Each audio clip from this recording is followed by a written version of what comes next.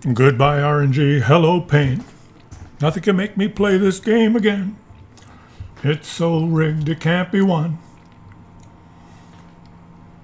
RNG trolling all night long. This game should be uninstalled and feeling free. Oh, World of Tanks. Oh, hey guys. How you doing? I was just practicing up the vocal cords, getting warmed up. I'm going to be doing some singing today.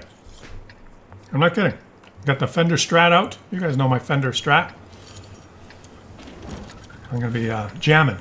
We're jamming. We're playing World of Tanks for you.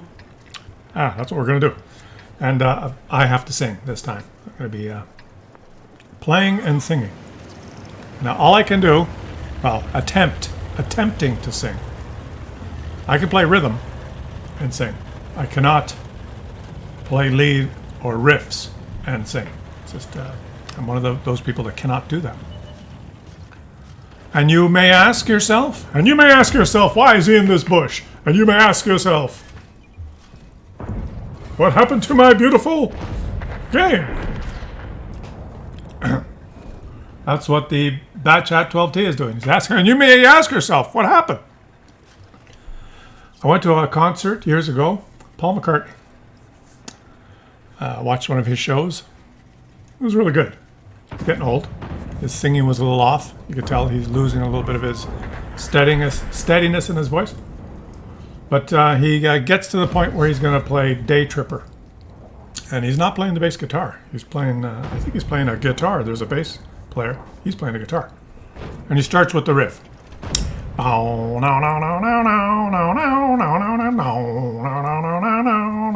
then he stops. And he goes, oh, hold on. And the band stops. They were just about to come in, right? Anyway. He stops and he goes, oh, hold on a sec. Hold on. I have to concentrate when I do this song. He says, I never thought I'd have to perform these songs live with these bass riffs and these riffs, especially in some of my older stuff.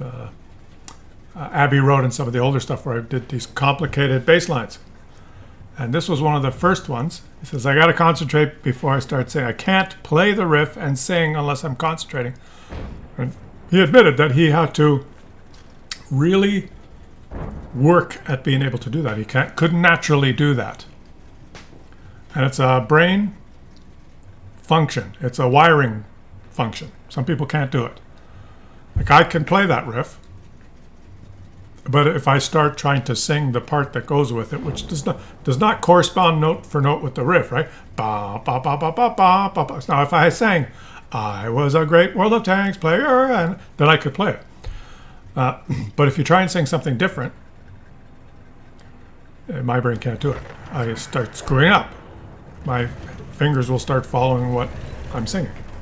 That's why I can play rhythm, his chords,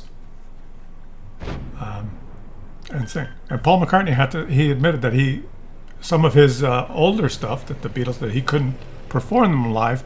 He had to have different band players playing some of the parts that he would maybe want to play. And it's a wiring, it's just the way it is. It's like some people get seasick and some people don't. If you don't know and you get on a boat for the first time and the boat's going up and down like this, and after about 5 minutes you turn yellow and you start throwing up, you're seasick. And from that moment on, you will know that any time you get on a boat where there's motion, you will get sick.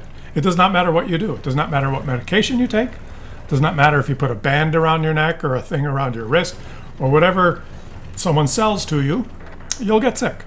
You'll feel bad. And it's just the inner ear wiring. That's two different kinds of wiring in our systems. It's just like, I've got another example. This is a fantastic example because I'm into music and I know lots of people that do music and teach music. And, there's a guy that does drumming lessons and he works at a studio. And there's always the parents that want to bring their kids in. I want my kid to be as good as Jimmy Page. Here, I bought him this Epiphone $90 guitar. Teach him. And then there's occasionally the people that say, well, I want I want my kid to be Keith Moon. He's got to learn the drums. So I bring the kid in. Gonna learn the drums. Kid, guy or girl, doesn't matter. Child. And start him early. He's gonna be so good. And a buddy of mine that does the drumming lessons, he tells me within about 2 minutes he knows if that kid will ever be able to be a drummer. And it's simple. They sit down, they talk, they get to know each other, introduce themselves, and, banging on things for a little bit. And then he says, okay, do this. Okay, that's easy. Pick up a stick and you do that on the little hat. Now do this.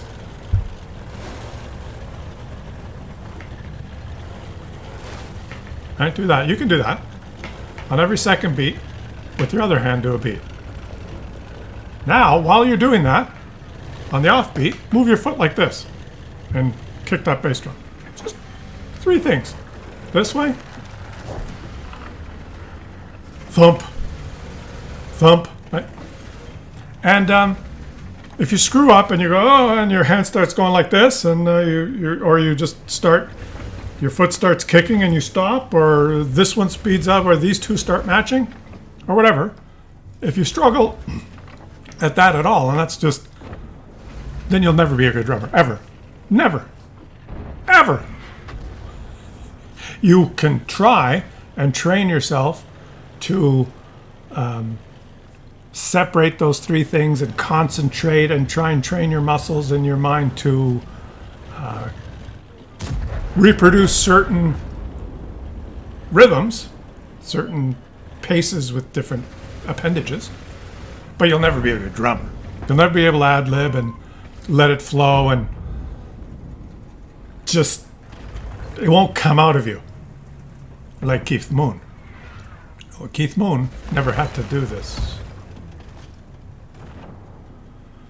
So, you guys know Keith Moon, the drummer from the Who? Not any of the records that you hear on the radio, the recordings. Live. You watch Keith Moon live. Making faces and moving around. And some of the songs, when you listen to some of the live performances, there's only 3 people in that band, the Who, guitarist, bassist, Keith Moon. The drums were not, he didn't keep the beat. He played an instrument that had a part that he ad-libbed throughout the song. It kept the beat with the bassist. They kept the beat. But he didn't play a beat. He played what he felt should emanate from his body by moving his hands and his feet and his body, and that no one could reproduce. A really good drummer could listen to it and try and reproduce it, but for him, making that instrument make sound was as simple as me speaking right now.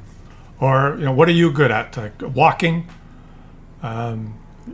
Whatever you're good at, right? For him, it was not a matter of concentrating on the drums. And that's, he had it, and many others did not. Even some drummers did not have it, right? You can be a drummer and not have it. You can suck. Just go. The simple stuff. But very few could do what he. Whether you like Keith Moon or not, you might say, "Oh, I don't like. He's all over the place," and I don't like the Who. It doesn't matter. I'm just saying this guy had this ability, a talent. I guess you'd call it a talent. And you either do or you don't. Unlike, let me give you an example that is not like that. Like, for example, basketball. Right? Basketball these days. So, oh, this guy's really good. He's a really good athlete. He's the best basketball player, and this guy's not so good. Well, basketball is, they're all, okay. Basketball was invented by a Canadian, and it was a game designed for people to have, to play competitive. You'd have a ball, and you could bounce the ball, and you had to shoot this ball into a basket. And they thought, well, I know what we'll do. We'll make a game. We'll put 2 baskets out of reach of the people, and we'll invent these rules that you can move the ball around so you can get in position to take a shot into this basket and you get a point. And the game will depend on your athletic abilities to move the ball around, pass, and get in position and shoot. Well, it became a professional sport. Money's involved, and now there's the NBA, and now really, unless you're 7.5 feet tall, you don't play professional basketball. So the basket that was designed in that game to be out of reach of the players, so that there was an athletic sport going on the court to get you in position to shoot. That's not basketball anymore. Now the basketball is you give the ball to someone and he runs up to the thing, he goes boop. He jumps up this high and he goes boop. And if you're not tall enough to jump up and go boop, you're going to suck as a basketball player, professional basketball player. I mean, they're still good athletes, obviously, right? That's the new normal. You have to have people that are over 8 feet tall, 7 feet tall, whatever they are. That's the subset of people that play basketball. But really, there's probably someone who's 5'5", who's a better athlete and probably better at basketball than some of the 8-foot NBA players. But they can never be competitive in professional basketball because they can't do this. Boop. The game's, the limitation of the game has been power creep, just like in World of Tanks. The maps are still the same size, they're not bigger, and now a lot of the games are imbalanced because the tanks have power creeped the map. In basketball, the players have power creeped the court. It didn't used to be a game for people that only tall people are good in basketball, right? That's ridiculous. I'll tell you how to fix basketball. There's 2 ways. Number 1, lower the net 3 feet, or number 2, raise the net 3 feet. Just do that, and then height gets removed from the equation, and you will have a completely different game. What if? Well, there's a question for you in the comment section. What would fix basketball? You may say, hey, basketball's not broken. I love basketball. That's fine. Okay, you like to watch tall people do this. Bloop, over and over again. Bloop, bloop, bloop, bloop. So what? What would make the game more exciting? If you lowered the net, the hoop 3 feet, then everyone would be able to dunk. Wouldn't matter how tall you were. You wouldn't have to be 8 feet tall. Maybe if you're 8 feet tall, you were just kind of a pain in the ass in the court there. You'd have to bend over to dunk. You'd be a detriment to your team. There would be a more athletic players, maybe some shorter players running around, setting up plays, passing. It would be more about speed, getting close in there, right?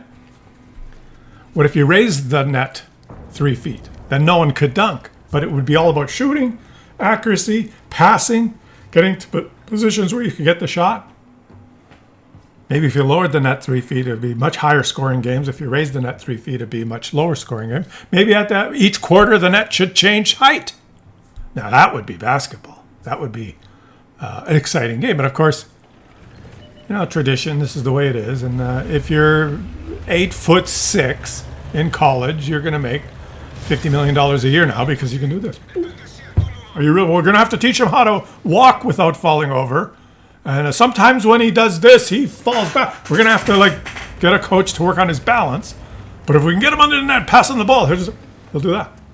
That's basketball. So that's how you fix basketball. Let me know which would you pick. I can fix all games. Soccer? Soccer. You know how you fix soccer? Anyone who falls down and grabs his ankle when hasn't been, you use the replay and find out, hey, no one touched him. No one was around him. But he did this. He says, oh, the referee's not looking. And then he fell down on the ground. He went, ah! And rolled around like a child. Anyone who does that gets banned from the game forever. Ever. Forever. Gone. You're a pussy. You're no longer allowed to play this game. After 25, 30 pussies get banned, soccer, football will elevate to the next level. And then to make it even better, make the net twice as big. So they can score, right? So we don't have to, after 98 minutes, including extra time, Portugal versus Croatia ends in an exciting 0-0. Give me a freaking break. Make the net 1.5 times bigger or whatever, so when the team gets to the other end and they score. So when you have Malta versus Uruguay, the score was 15-14. An exciting finish. Make it exciting. Soccer. That's how you fix soccer. How do you fix hockey? Hockey, well, it's pretty good the way it is, but it used to be good the way it is. But now the players have got bigger. They've power creeped the rink. All you see in hockey now is get the puck, go to the middle of the rink, shoot it into the other zone, run into the corner and fight for it, pass it out in front, try and score. There's no more plays, no more passing, no more like the 80s, like the Montreal Canadiens, like the Edmonton Oilers. What you do is you use the Olympic-sized rink. You just make the rink bigger so they have more room. They can skate. They're free to make passes and plays. Right? They're free to entertain. Speaking of entertaining, were you entertained? The Mighty Marchuka is his name. Was he entertaining? It's all. Remember, I told you this was a World of Tanks video. It was about skill and natural ability, and he won patrol duty and scout. And there he is. He finished on top, right? What's his Super Ninja? Here it says Super Ninja, and there it says the Mighty Marchuka. I thought he was Super Ninja when I watched the game. That must be his anonymized name, but his real name is the Mighty Marchuka. You know, if I knew that this guy was called the Mighty Marchuka when I started this video, we probably wouldn't have wasted time talking about how high the net should be in basketball. Probably wouldn't even have mentioned that. I would have been like, the Mighty Marchuka spots another one. Oh, and there goes the Mighty Marchuka. It might have been an entertaining video. You guys might have enjoyed the video if I knew his name. But you anonymized yourself, so we discussed Keith Moon, basketball, soccer, unfortunately, and hockey. Let me know in the comment section which sports you'd like me to explain to you how to fix them. I'll let you know. I'll do a video about that. I can fix every sport. I know how to fix tennis. I know how to fix lots of sports. Thanks for watching, and I'll catch you on the next one.